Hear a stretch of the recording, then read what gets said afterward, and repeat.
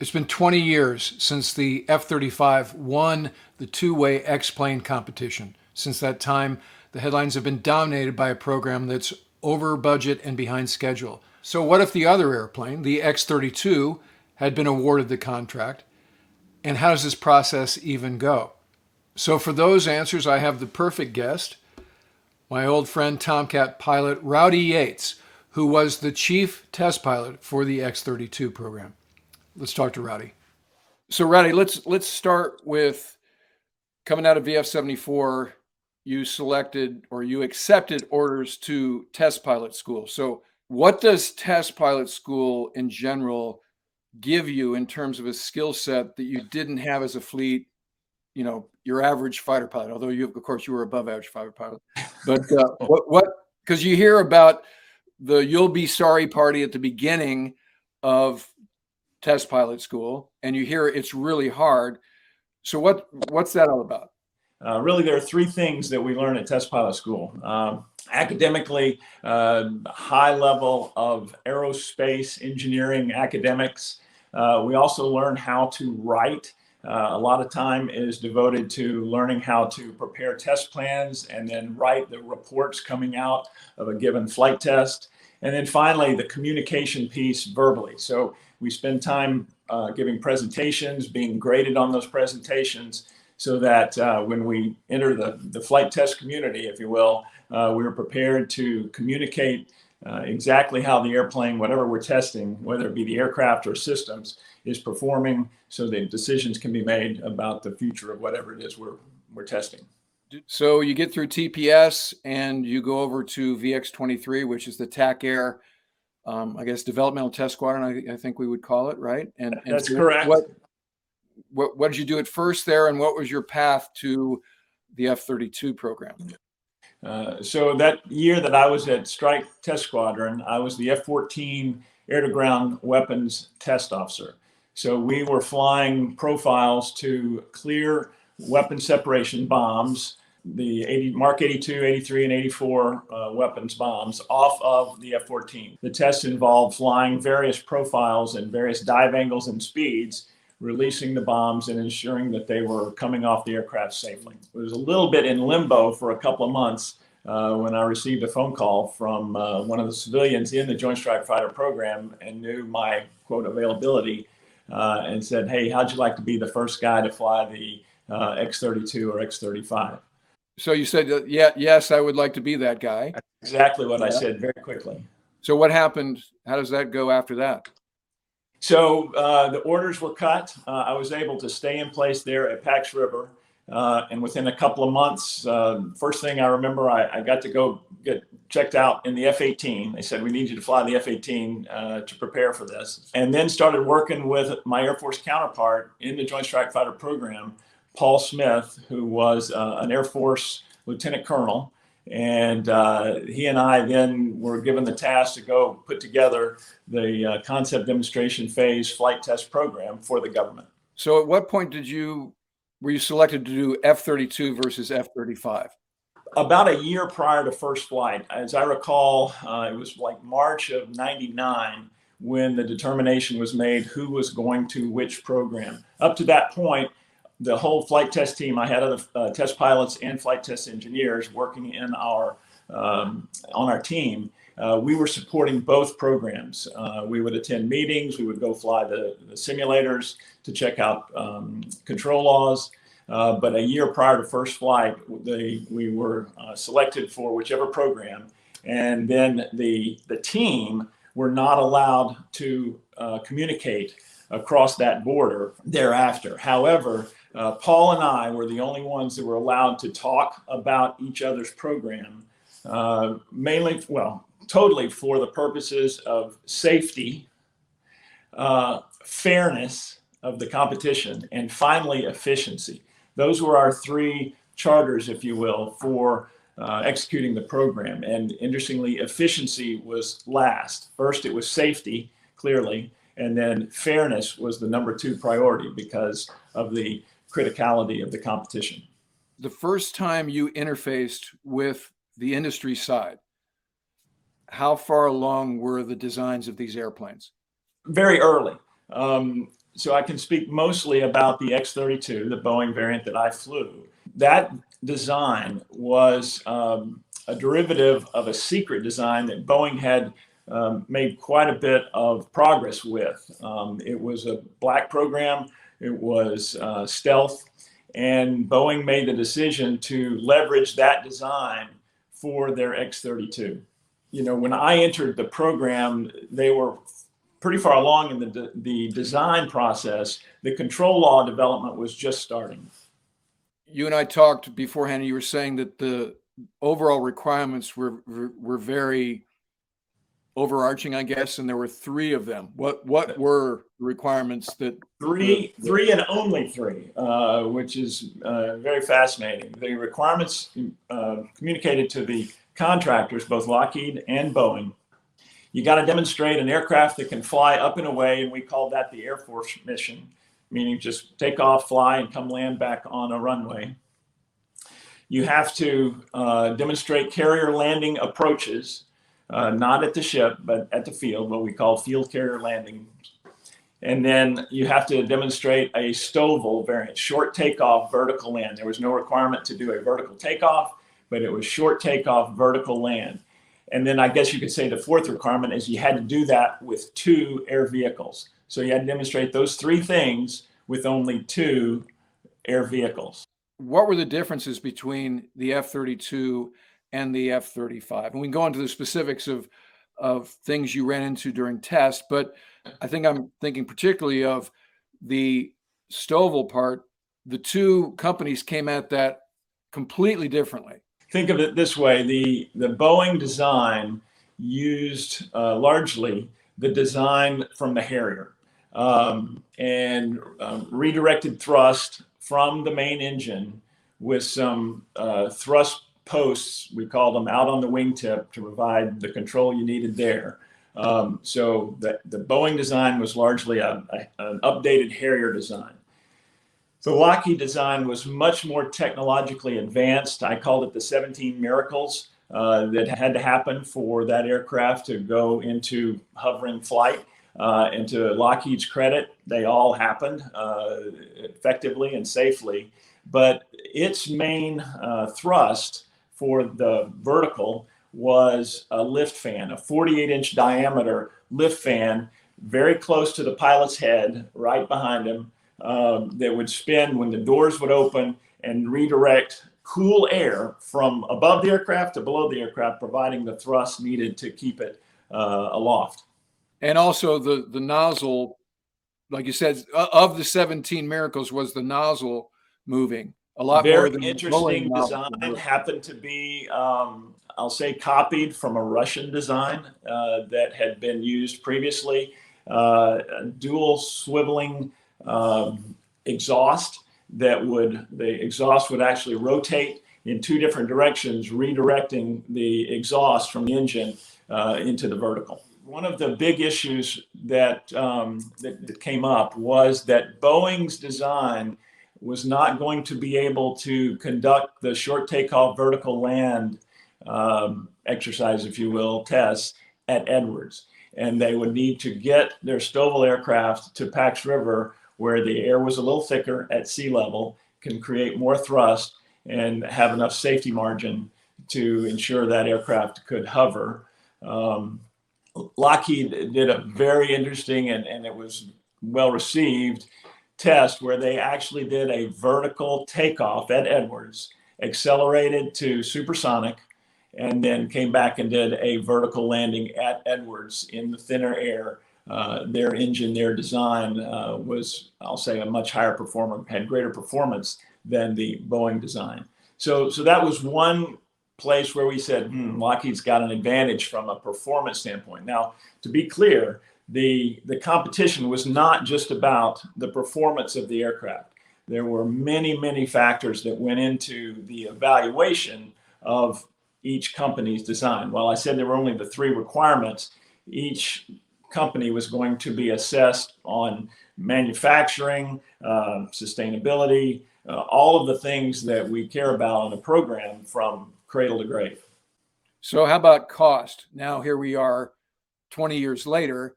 and all the headlines are about behind schedule, over budget, the kind of things that get programs killed that you know better than I, coming from that world.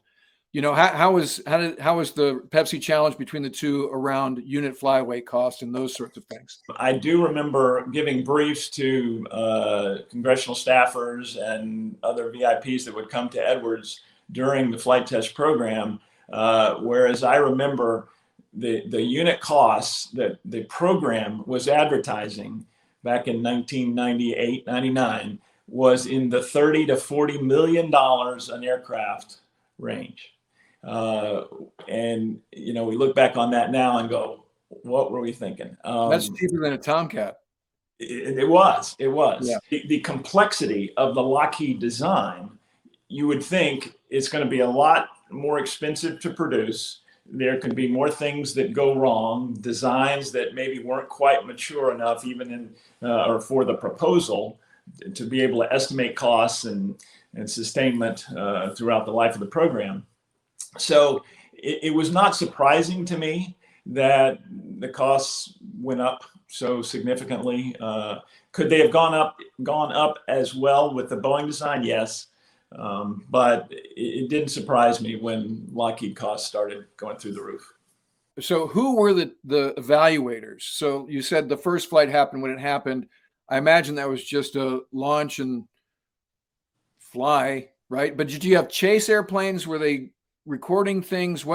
How did that go? And it must have been kind of nerve-wracking, right? I mean, each one of these is like you're being evaluated, right?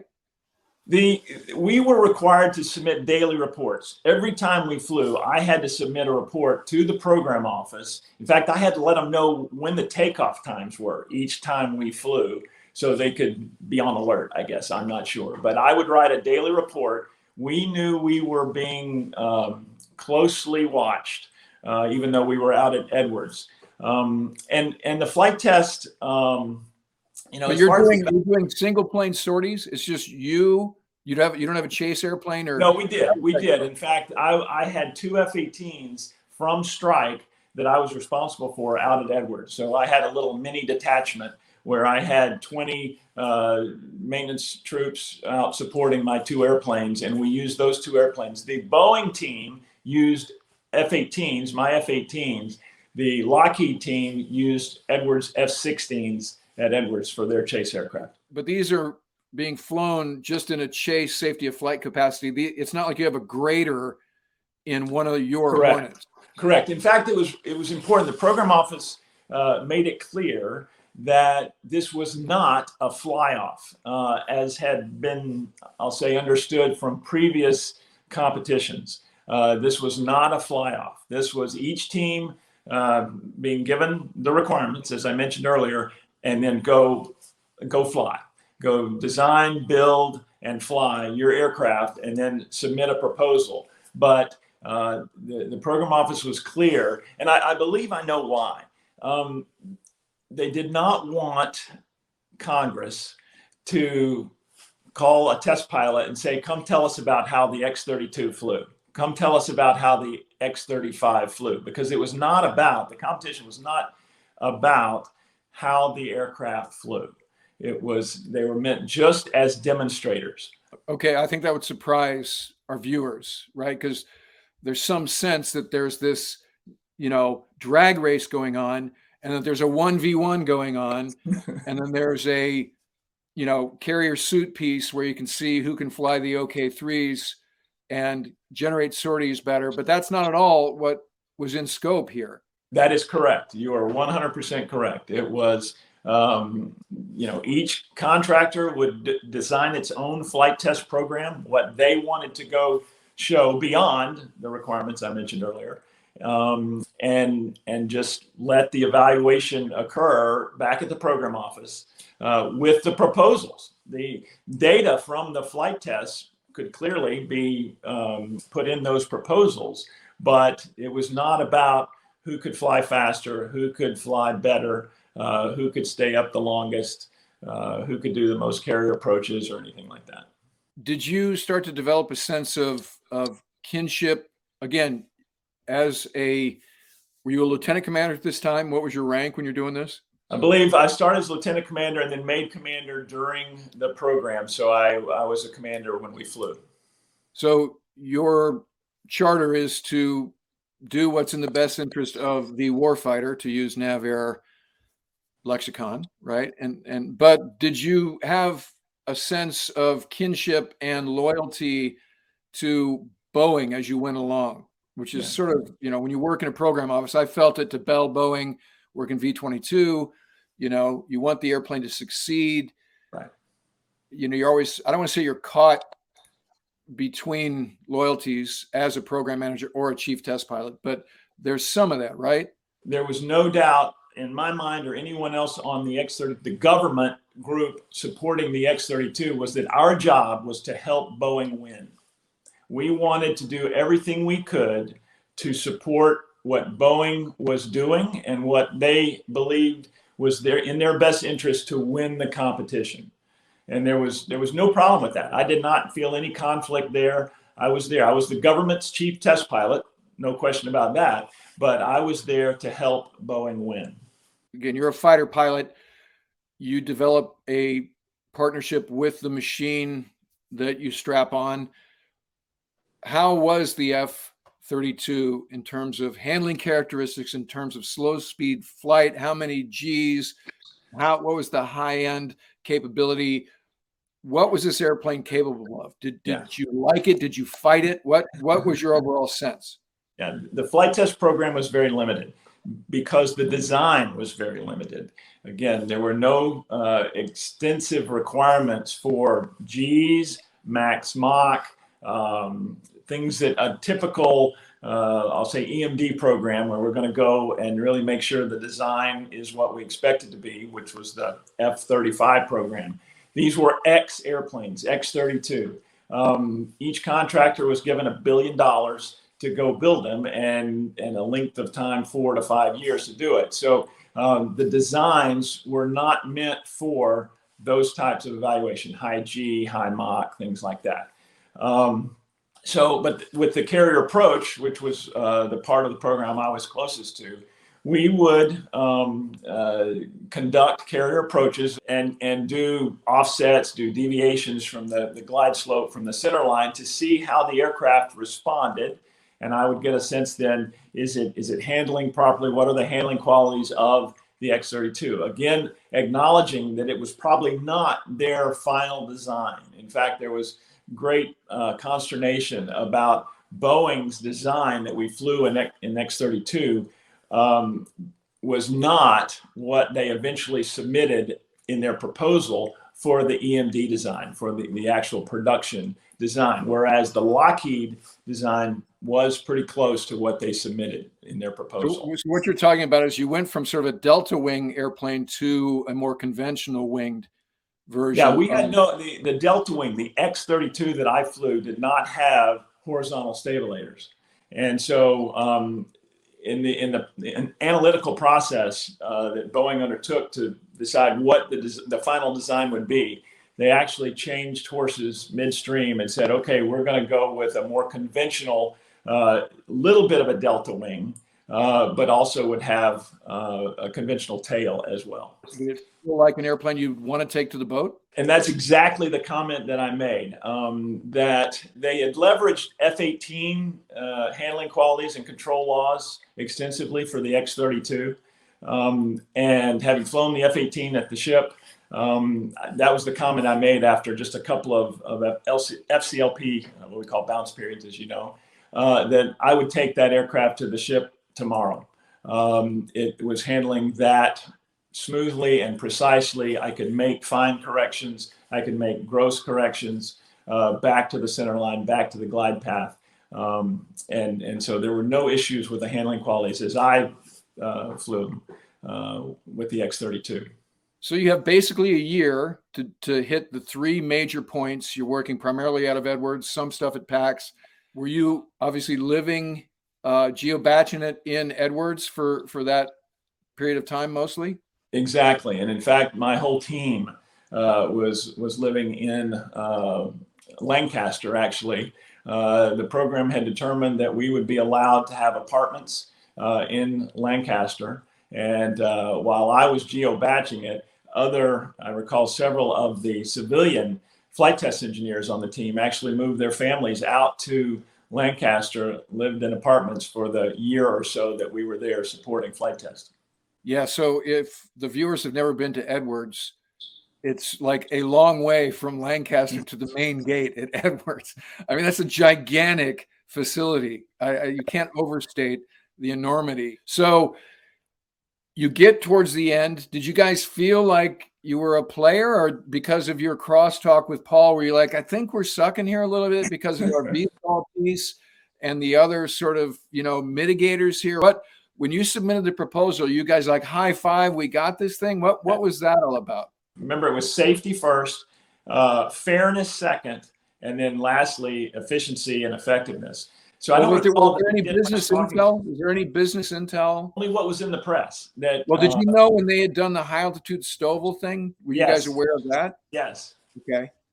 Because that was a big deal. That was that's what I'm thinking, right? They're like, oh shit, we gotta, like limp out to PAX to do it at sea level. They did this thing and went supersonic and came back. It's like, OMG. Yeah. And that's what I was going to reference, is that probably was the one that we kind of, kicked the dirt a little bit and said, okay, damn. Okay. But going into the final decision, you had a sense that this is a jump ball. Was that how you felt? We still could win this thing?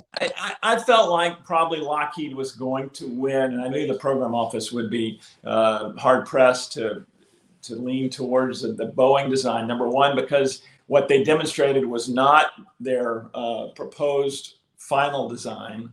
Lockheed's was, and the fact that their Lockheed design had performed better than the Boeing design. The other unspoken sense of why they went with F-35 was let's just call it the cosmetic vanity piece. The X-35 looked more like a fighter than the X-32.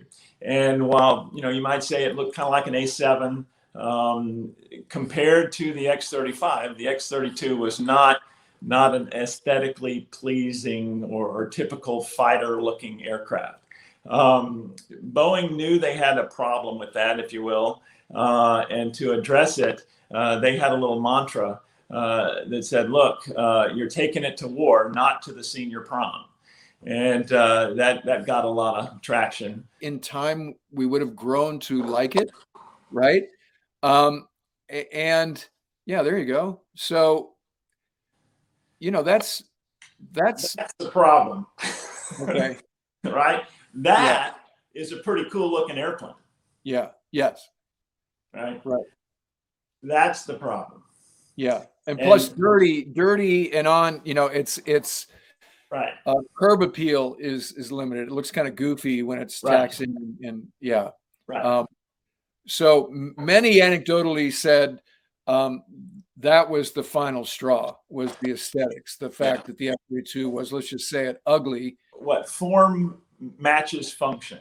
And you certainly, when you look at an X-35 or an F-35, you can imagine that it's going to go fast, that it's going to be maneuverable, things that we like in our fighter aircraft. Looks more like a traditional Air Force, Navy fighter. As I said, Boeing knew they were up against something there. Maybe they didn't appreciate it in the early stages when they decided to leverage that design that I mentioned earlier, the stealth design that they had invested in. And I think there was that choice was made because it would allow them to save money. They would not have to do clean sheet design with the X-32.